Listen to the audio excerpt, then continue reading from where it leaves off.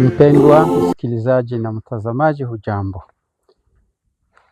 Tuko katika mada ya kuona amani, siri ya kuweza kupata amani.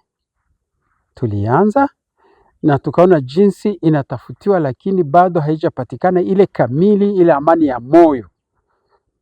Na popote na kwa njia zote imetafutiwa, lakini bado haijapatikana. Na kwa nini haipatikani? Bwana Yesu akasema, akiambia Israeli, akiambia Jerusalem, ati ingewezekana leo ujue kitu cha kukupatia amani, lakini bado hujakitambua. Biblia ikakuja kutuonyesha kwamba yule Yesu Kristo ndiye Bwana wa amani, na ukisha kumpendeza, ukisha kumfurahisha, ukisha kumtii, utaweza kupata amani. Yeye Yesu akatupatia sasa zile siri 10 za kuweza kupata amani. Leo sasa hivi acha tuone ile siri ya kwanza ya amani.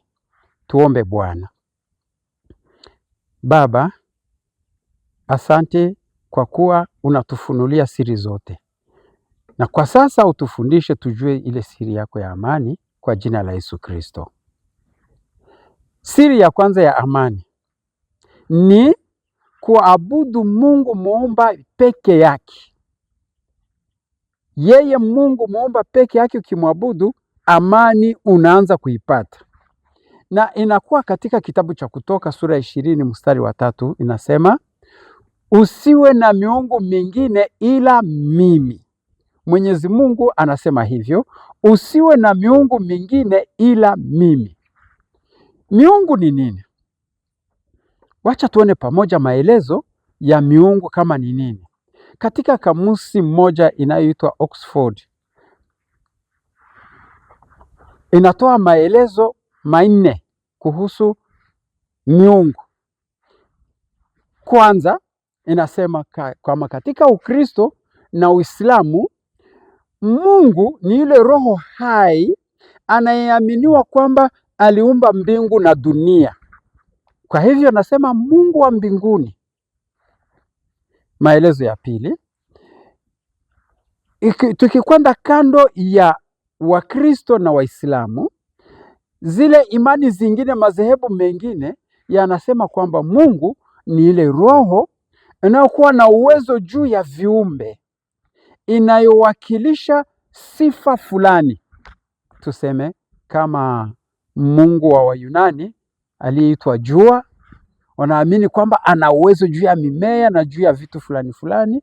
Au Mungu mvua, sababu waliabudu mvua sana, wanasema naacha mimea inakomaa, naye akaabudiwa. Hayo ni maelezo ya pili. Maelezo ya tatu ni mtu anayependwa au anayeshangaza sana. Hivi mashabiki wake wanamuona kama Mungu, sababu ana sifa za juu. Maelezo ya 4 ni kitu kinachopewa umuhimu na umakini sana, kama pesa. Pesa zinaabudiwa kama Mungu. Hayo ni maelezo ya hiyo kamusi inayoitwa Oxford. Acha sasa tuone na maelezo ya mama mmoja aliyeitwa Ellen White katika kitabu kinachoitwa Wazee na Manabii, kwa ukurasa wa 278. Anasema hivi: Mungu ni yule pekee aishie milele, haumbwi, yupo kwa uwezo wake yeye mwenyewe, na anatoa uhai kwa vyote vinavyoishi. Anaendelea, anasema kwamba sasa hiyo miungu midogo midogo ni chochote kinachopewa nafasi ya kwanza katika upendo na utumishi. Chote unachokipenda kwanza, kile kimekwisha kuwa Mungu kwako. Au ni chochote kinachopunguza upendo wako kwa Mungu muumba. kinashika ule upendo, Mungu anakwenda nje au chini. Au ni chochote kinachopewa heshima kama ile inayostahili Mungu, au heshima inayopita ile unayompatia Mungu, kile kimekwisha kuwa Mungu kwako. Hayo ni maelezo tumeona ya hiyo kamusi na ya hiki kitabu kinachoitwa Manabii na Wazee. Sasa acha twende kwa kazi ya amri hii ya kwanza, hiyo amri inayosema usiwe na miungu mingine ila mimi. Hiyo amri inakuja kufanya kazi gani? Inakuja kutuambia, kutuonyesha yule anayestahili kuwa Mungu ni nani, yule anayestahili ibada ni nani. Na kweli ni nani?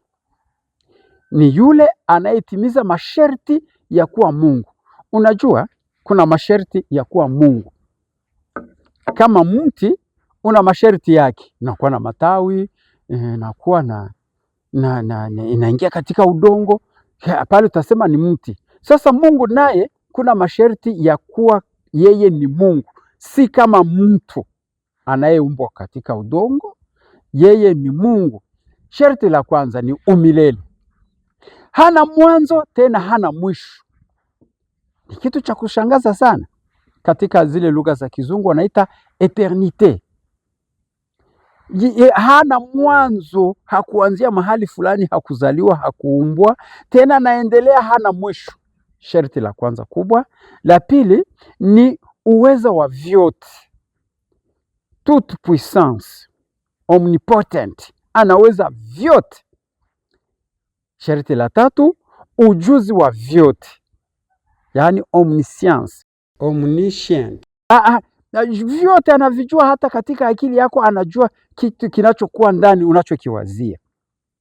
Na ya nne ni uwepo popote kwa mara moja, yuko kila mahali, yuko mbinguni na duniani na hapa yupo, omnipresent.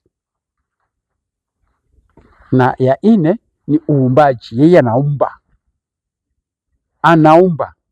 Na ya sita, ukuu juu ya vyote, supremacy, mkuu kupita vingine.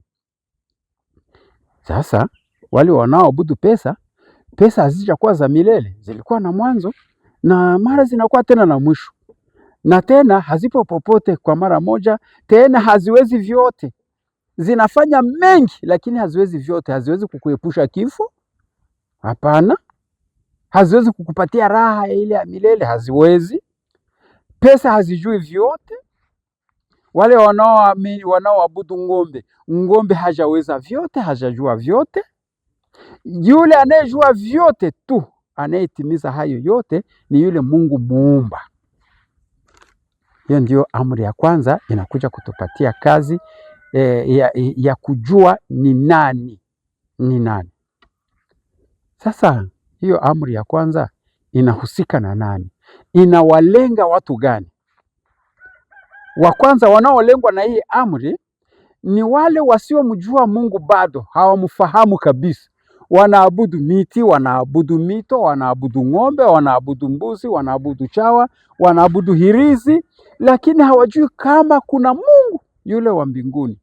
Isaya alisema katika sura yake ya kwanza fungu la 3, anasema ati ng'ombe wanajua wanaowachunga, lakini watu wangu hawanijui. Alisema tena hivyo Yeremia sura 4 mstari wa 22, anasema watu wangu hawanijui. Sasa hii amri inakuja kuambia msiendelee kufahamu ile miungu tu isiyokuwa na nguvu, mnifahamu na mimi Mungu wa mbinguni, mnijue kwamba ni mimi Mungu. Wengine wanaolengwa na hii amri, wanaoviziwa na hii amri ni wale waliomjua Mungu lakini wakamwasi. Wale wanajua kwamba Mungu yupo lakini wanamkataa. Wanasema hapana, hatumtaki, hayuko hata Mungu, hana upendo. Zaburi 53 fungu la 2 nasema mpumbavu asema moyoni mwake hakuna Mungu. Yule ni kwamba yeye anajua Mungu yuko, lakini simtaki, simpendi, na zile nguvu zake sizikubali. Yule hii amri inakuja kumwambia unifahamu, mimi na unijue, nitembee pamoja na wewe. Watatu wanaolengwa na hii amri ni wale wanaomjua Mungu na kumwamini, lakini vile vile wanaamini na miungu. Wanashika Mungu hivi, wanaenda pamoja naye, tena wanaenda pamoja na miungu yote, wanapeleka pamoja, wanaamini vyote pamoja. Anamwamini Mungu wa mbinguni kwamba ni mlinzi, lakini tena naamini na hirizi anayovaa huku au huku, tena hirizi nayo inanilinda. Anavipeleka vyote pamoja. Hii amri sasa inakuja kumwambia katika Kutoka 20 fungu la 23 hivi, musijifanyizie miungu yoyote na kuilinganisha nami na kuitembeza sambamba nami, Mungu hivi kisha na miungu hivi. Katika lugha ya Kifaransa wanasema me les associer. Mungu anasema ni mimi, usiniasosie na miungu. Waingereza wanasema alongside me au to be with me. Mimi ni Mungu kisha unatia na yule miungu pamoja nami. Lile fungu linasema usifanye hivyo, musijifanyizia miungu yoyote na kuilinganisha nami, mnitembeze pamoja na miungu wale. Hii amri inasema mwache. Wanne wanaolengwa na hii amri ni wale wanaoabudu Mungu kwa kweli na hawakamate miungu. Hawana hirizi, hawaabudu ng'ombe, hawaabudu pesa, wako pamoja na Mungu kabisa. Hata Mungu anasema kweli, huyu ni mtu wangu, huyu ni mtoto wangu. Hii amri nayo inamvizia, inamwambia shika ulicho nacho, usikwende pembeni. Ni Ufunuo 2:11. Usijaribiwe kama wale watu wa dunia, tena uende na kwa miungu. Shika ulicho nacho, tembea pamoja nami. Sasa hii amri ina faida kwa nani? Hii amri inamfaidia yule mshikaji, yule anayeshika hii amri. Namna gani? Inamfaidia sababu anatembea pamoja na Mungu muumba. Ni baraka kubwa kwenda kuabudu, kushirikiana na yule Mungu wa milele, muweza yote, anayejua vyote, anayekupatia vyote, wa milele. Hiyo yule anayemwabudu Mungu kwa kweli ana hiyo faida, ni kubwa sana kwake. Na tena faida nyingine, inamwepusha kwenda kwa wale miungu, sababu wanatesa wanaowaabudu. Ni yule mshikaji anafaidika, lakini vile vile Mungu naye ana faida katika hiyo amri. Faida ya Mungu ni gani? Ya kwanza tena kubwa ni kwamba akiona watoto wake wanamfuata wasiende kwa miungu, anafurahi kuona watoto wake wasiende kuteswa na ile miungu. Hiyo ni faida kubwa. Kila mzazi anafurahi kuona yuko pamoja na watoto wake, na Mungu sasa naye ana faida kuona anakuwa pamoja na watoto wake, wanaenda pamoja naye. Faida nyingine ni kuona heshima yake isiende kwa miungu. Yeye sifa zake ni kwamba yeye ni Mungu, kisha sasa hiyo miungu, sanamu nini zipewe heshima ya Mungu? Hapana. Anasema hivyo katika Isaya 42:8, anasema hivi, sitamupa mwingine utukufu wangu, wala sanamu sitazipatia sifa zangu. Hivyo Mungu, amri hiyo tukiishika, ana hizo faida kuona sisi watoto wake tunampa sifa zake. Ana faida kuona sisi watoto wake hatupotei. Lakini ndugu, nawe dada, ujiulize hili swali: je, kweli ipo miungu mingine kando ya Mungu wa mbinguni? Je, ipo? Ndiyo, kila taifa linakuwa na miungu. Wafilistini walikuwa na mungu walioita Dagoni, wanamtengeneza kisha wanamtia pale, wanamwabudu. Wamisri walikuwa na mungu walioita Horus, na yule Horus alikuwa mungu wa vurugu. Kitaka vurugu wanakwenda kumwomba. Walikuwa tena na mungu mwingine walioita Tot, yeye alikuwa mungu wa sayansi. Tena walikuwa na mungu mwingine waliita Nili, huyo Nili, yule mto pamoja na jua. Waliamini Nili ni mungu wa fanaka na utajiri, na miungu mingine walioabudu hiyo ilikuwa na mingi sana. Na Waafrika nao wana miungu, niseme kama yule Lusenge na Kimbirikiti wanaoabudiwa huku mashariki ya Kongo vile vile. Lakini jua kwamba kuna watu zamani walijifanya kuwa mungu, kama mfalme Dario. Dario aliamuru aabudiwe yeye katika siku 30, wasiabudu mungu mwingine ila yeye. Na Nebukadneza naye akainua mkono hivi akasema, mimi kwa nguvu zangu. Alijiona kwamba yeye ni Mungu, anashinda Mungu.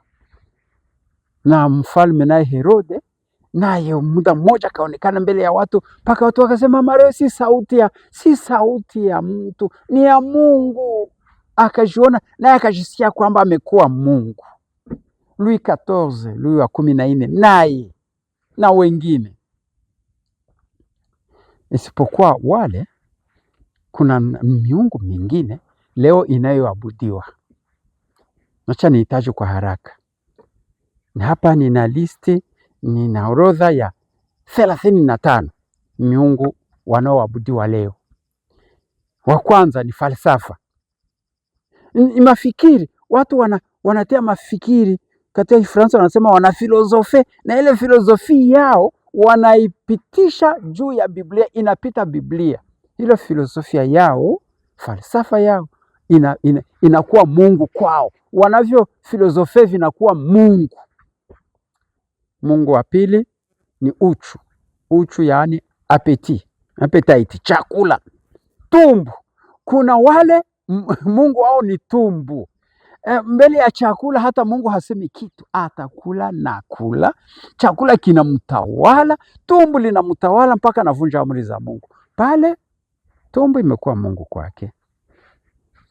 Mungu wa tatu ni mtindo, yaani mode. Kuna mode leo duniani, na kuna wale wanaoabudu zile mode, mitindo, ni humo wanakuwa hata ibada hawafanyi kwa Mungu. Kuna wengine waine wanaabudu mavazi. Sasa mavazi, kila vazi natokea vai tu, hata atatumia nguvu zake zote na kuona wasiojiweza hakuna, lakini avae. Pale mavazi yamekuwa Mungu kwake. Wengine watano wanaabudu utajiri. Wale watu wanaona utajiri hakuna kingine, hata mzazi hatamuona tena, hata ndugu hatamuona tena, na Mungu naye hataonekana. Yeye anaabudu tu utajiri, ndio mafikiri yake kila wakati, utajiri, hakuna kingine. Ya sita, Mungu wa sita anayeabudiwa leo ni Mungu anayeitwa mapicha, photography. Zile mapicha kuna wengine wamekwisha kuziabudu, zinakuwa katika kila chumba, pesa zote zimeenda katika mapicha. Hizo zimekuwa Mungu kwake. Mungu wa saba ni viumbe. Kuna wale wanaoabudu jua, jinsi tunavyokwisha kusema, wengine ng'ombe, wengine mbuzi, wengine chawa, wengine vyura. Mungu wa 8, ugumu wa moyo.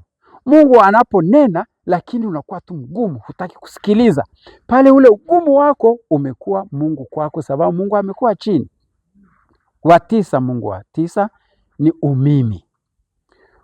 Unapojipenda kuliko jinsi upendavyo Mungu, ni wewe, umimi, ni mimi. Kuliko Mungu aje mbele, wewe mimi uje nyuma. Sasa umimi wako ndio unakuwa mbele. Pale umekuwa Mungu kwako. Mungu wa 10 ni anasa, kupenda raha.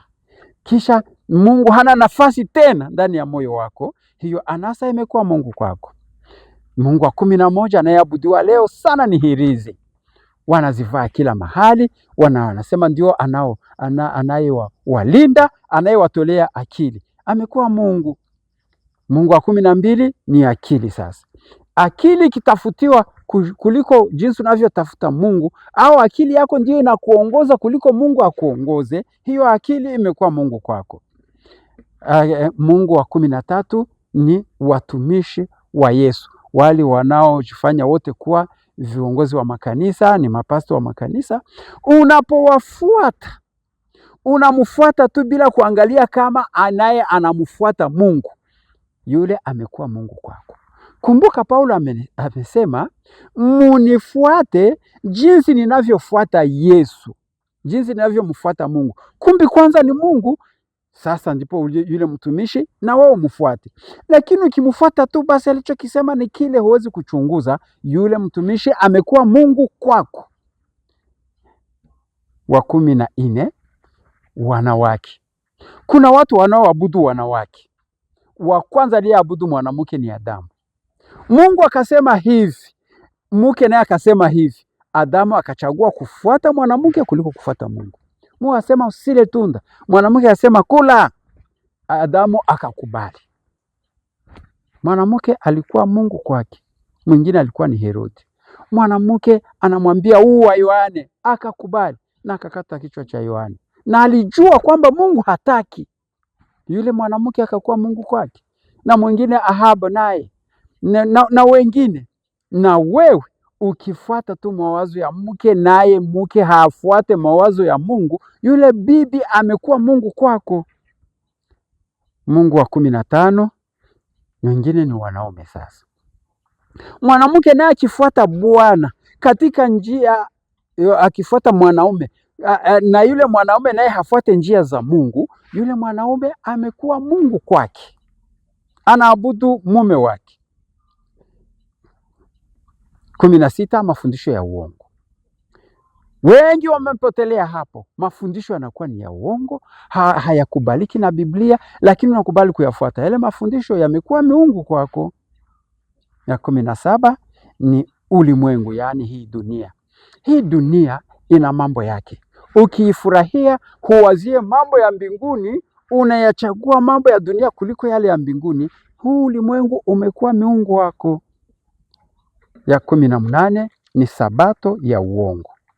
Unajua Kaini ndiye alichagua siku ya sabato isiyokuwa ile Mungu aliyoweka. Kaini ndiye alikuwa wa mwanzo. Unapofuata sabato isiyokuwa ile ya Mwenyezi Mungu, hiyo sabato unayoichagua si ile ya Mungu, ile sabato unayojichagulia imekuwa miungu kwako. Ya 19 ni kuongea na watakatifu. Biblia haijasema uongee na watakatifu fulani wakuombee. Wale sasa umekuwa miungu kwako, sababu Biblia haiwakubali. Ya 20 ni kuongea na wafu.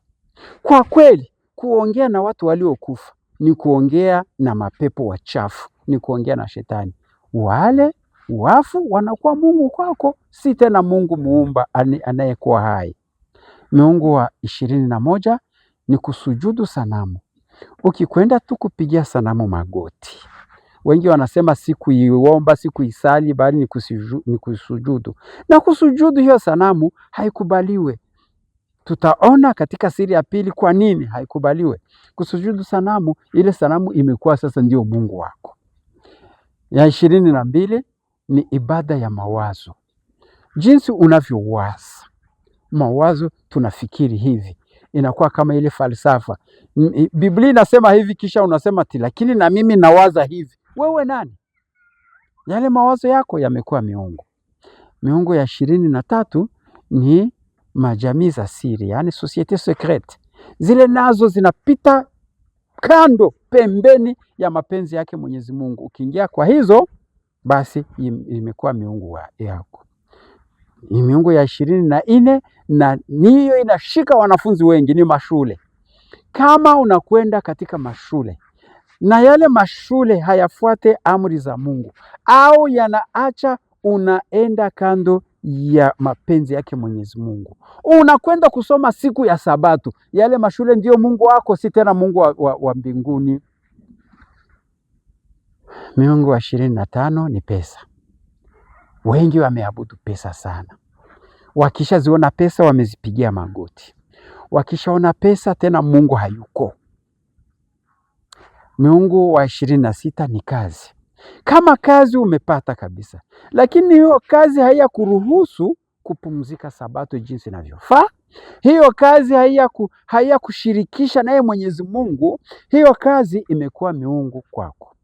Na shamba hivyo hivyo ni ya 27. Wengine nao ni mashamba, Mungu pembeni, basi shamba imekuwa Mungu kwako. Wengine ni mafugo, hiyo ni ya 28. Mafugo yanakuwa mbele, unafuata wewe, unakuwa wa pili, Mungu kule nyuma, basi mafugo yamekuwa miungu kwako.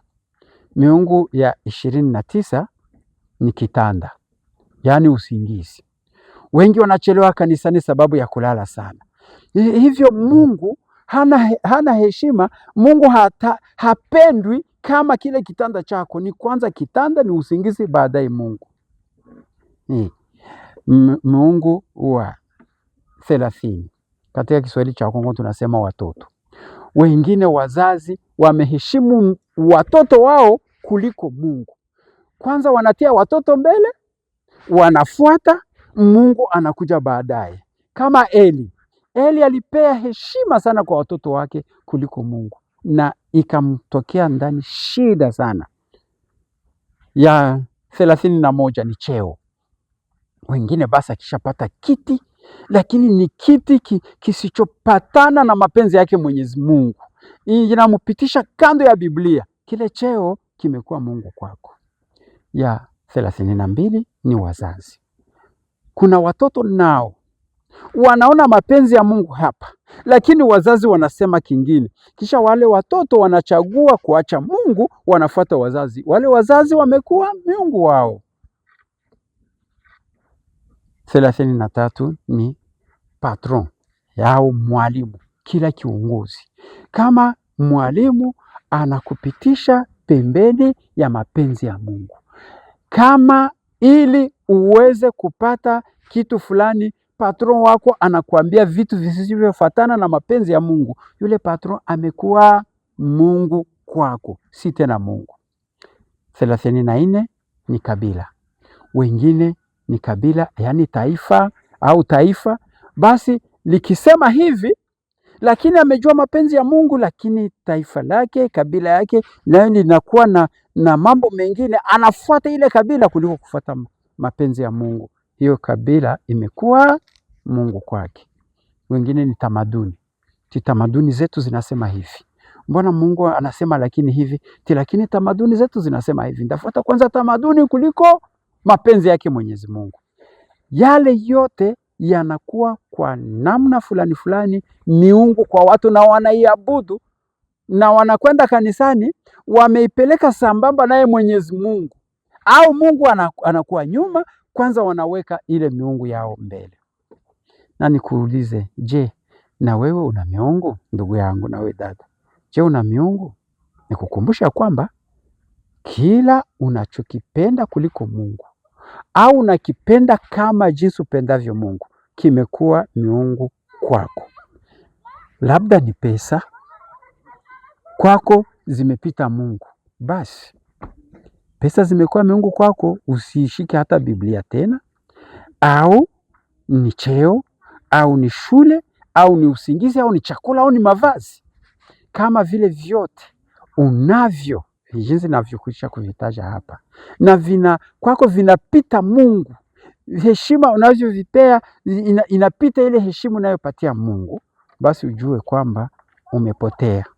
Na wito kwako ni huu: